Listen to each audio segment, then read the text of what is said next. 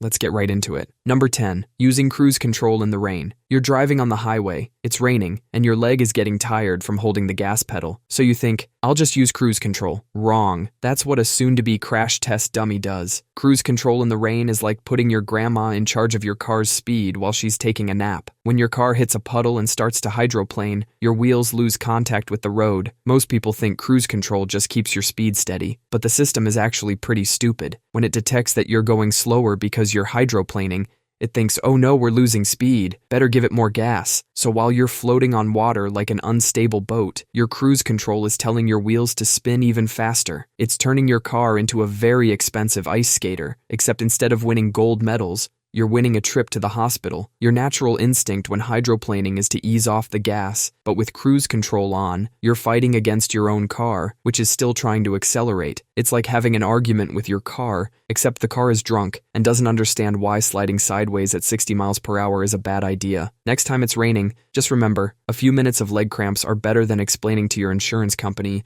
why your car decided to audition for Cirque du Soleil on the highway. Number 9. Mixing cleaning products for extra power. You're scrubbing your bathroom and that stubborn mold just won't go away. You think if bleach is good and vinegar is good, mixing them must be double good. Wrong. When you mix bleach and vinegar, you're not making a super cleaner. You're creating the same chemical weapon that was used in World War I. You're one creative cleaning solution away from turning your bathroom into a mini chemical warfare zone. Bleach plus vinegar equals chlorine gas. It starts with your eyes burning, then your throat feels like you swallowed a cactus. Next thing you know, your lungs are filling with fluid, and you're taking your last breath face down in your bathtub. Mix bleach with ammonia, that stuff in a lot of glass cleaners, and you get chloramine gas, just as deadly as chlorine gas. People actually die from this every year thinking they're being clever housekeepers. And mixing bleach with rubbing alcohol creates chloroform, the stuff kidnappers use in movies to knock people out. Except in real life, it's more likely to knock you out permanently. All these cleaning products are probably under your sink right now, just sitting there, waiting for someone to play amateur chemist. Number 8. Taking shelter under an overpass during a tornado. So you're driving when you spot a massive tornado heading your way. Your first thought is to find shelter under that big concrete overpass up ahead. It's solid concrete. It makes sense. Except that overpass is about to turn into nature's deadliest pinball machine, and you're the ball. That solid concrete structure creates a wind tunnel effect. The tornado's winds, which are already scary fast, get squeezed into this smaller space, making them even stronger, like putting your thumb over a garden hose. That overpass is basically funneling all the debris right at you. We're talking pieces of houses, cars, and trees. The higher you climb up the overpass, the more likely you are to die. Some people think climbing higher gives them better protection, but what they're actually doing is moving right into the strongest part of the wind tunnel. In 1991, a news crew caught footage of people surviving a tornado under an overpass. The video went viral, making everyone think overpasses were safe, but meteorologists watched that video and had a different reaction. They said, these people didn't survive because of the overpass. They survived despite it. The people in that video just got incredibly lucky. The tornado was relatively weak and hit the overpass at just the right angle. Emergency managers now actually mark overpasses as death traps during tornado warnings. So next time you're caught in a tornado, remember that overpass isn't protection. It's a ticket to a front row seat to a debris storm. Number 7. If a power line falls on your car, get out immediately. A power line just crashed onto your car. Your first thought is, I need to get out of here right now. And that's exactly what will get you killed. Your instincts are screaming at you to escape the metal death trap, but you're actually safer inside the car. Those rubber tires beneath you are your best friends right now. They're insulating you from the ground, keeping you safe in what we call a Faraday cage. But the second you step out, you become electricity's favorite shortcut to the ground. You're stepping out of a car that might have thousands of volts running through it. 1 foot on the car, 1 foot reaching for the ground. You just turned yourself into a human lightning rod. The right move is to stay in your car and call 911. Wait for professionals to tell you it's safe. Now, if your car catches fire, you need a different strategy. You'll need to jump clear of the car with both feet together, then hop or shuffle away, keeping your feet together the whole time. If you take normal steps, you create something called a step potential. 1 foot lands in an area with a different electrical potential than the other,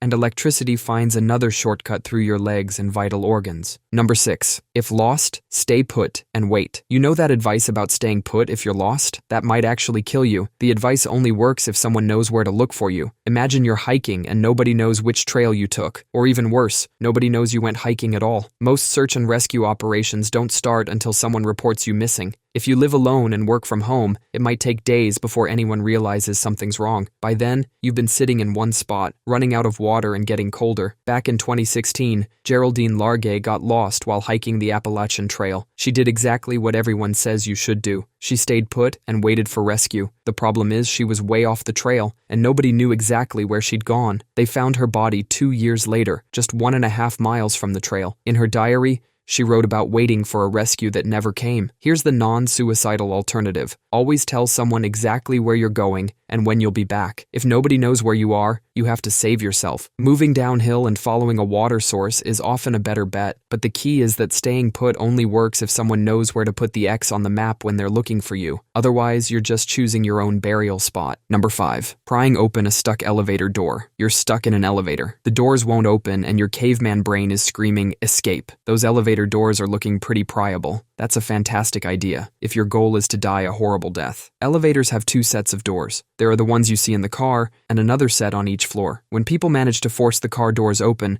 they usually find themselves staring at the concrete wall of the elevator shaft, but sometimes they see what looks like an escape route to the floor above or below. This is where it gets deadly. Elevators don't always stay perfectly still when they're stuck. They can shift suddenly, and that gap you were thinking of squeezing through becomes a giant metal guillotine. Physics isn't too fond of humans who get caught between a 1,000-pound elevator and a concrete shaft. The crazy part is the elevator car is literally the safest place you can be. Modern elevators have more backup safety systems than a paranoid billionaire's bunker. They can't actually fall. There are multiple cables, and even if all of them somehow snap, emergency brakes grip the rails. So next time you're stuck in an elevator, the only thing you should be opening is that meditation app on your phone. Hit the call button and wait. Number 4. If hypothermic, get into a hot bath. Your buddy falls into an icy lake. You finally get him inside, and your first thought is, quick, get this guy into a hot bath. You might have just signed his death warrant. When someone's severely cold, their blood vessels are squeezed tight, especially in their arms and legs. This is the body's way of keeping all the warm blood near the important stuff, like the heart and brain. When you suddenly expose a hypothermic person to heat, their blood vessels open up way too fast. All the cold blood from their limbs rushes back to their core at once. It's like throwing a bucket of ice water into their heart. This is called rewarming shock, and it can cause a fatal heart attack. Soldiers in World War II who survived being frozen to near death often died when their comrades put them right next to a fire. They died from the rescue instead. First, get them out of any wet clothes. Wrap them in dry blankets, starting with their torso. If you have hand warmers, put them on their chest, neck, and groin, not their hands and feet. And if you have to, use skin-to-skin contact. You'll have to cuddle, but it's better than accidentally killing your friend with kindness. Number 3. If bitten by a rabid animal, wait for symptoms. You're hiking and a weird-looking fox bites you. Your first thought might be to wait and see if you get sick. That is a deadly mistake. By the time you notice rabies symptoms, you are already dead. Once symptoms show up, rabies has a 99.9% death rate. The virus slowly crawls up your nerves towards your brain, taking its sweet time. Could be days, could be months. You feel totally fine during this incubation period. It's like having a tiny assassin slowly climbing up your body, and you have no idea it's there. If you get treatment right after being bitten, you will almost certainly be fine. But you need that treatment immediately. Not tomorrow, not after you get home. Right now. Rabid animals can look perfectly normal. That cute raccoon that bit you might have looked healthy right before it gave you a death sentence. There has only been one documented case of an unvaccinated person surviving symptomatic rabies. Her name is Jana Gysi, and doctors had to put her in a coma and use a radical, experimental treatment that has failed almost every time it's been tried since. So if anything with teeth bites you in the wild, get to a hospital. Don't wait. With rabies, by the time you think you need help, it's already far too late. Number 2. If your car is sinking, wait for the pressure to equalize. You've probably heard this one. If your car ends up in water, stay calm and wait for the car to fill up so the pressure equalizes.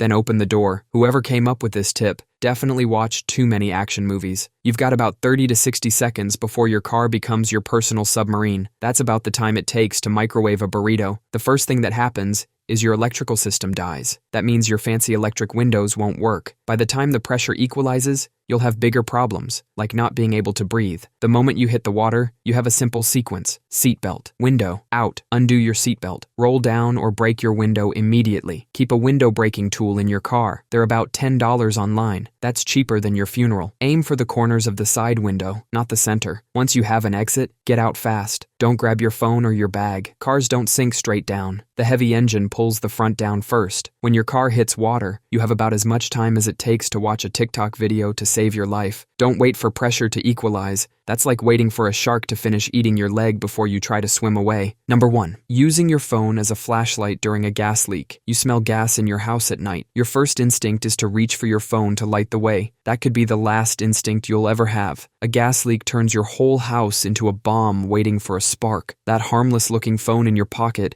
is a tiny spark machine. The small electrical current from turning on your phone's flashlight can be enough to ignite gas vapors. It only takes a spark about as strong as a static shock from walking on carpet to set it off. There are cases where people survived initial gas leaks, called emergency services, and then blew themselves up when they checked their phones for updates. Talk about dying to check your notifications. Here's the non-suicidal alternative. Do not flip any switches. Do not unplug anything. Do not use your phone. Just get out of the house immediately. Once you are a safe distance away, call 911 or your gas company. If you can smell gas, you're already in danger. Natural gas is odorless. That rotten egg smell is an additive specifically to warn you before the gas concentration becomes explosive. If you ignite a gas-filled room, you probably won't even hear the explosion. The blast wave would hit you faster than your brain could process the sound. That's common sense that will save your life. That's all for today. I'll be making similar videos in the future. Subscribe to see them.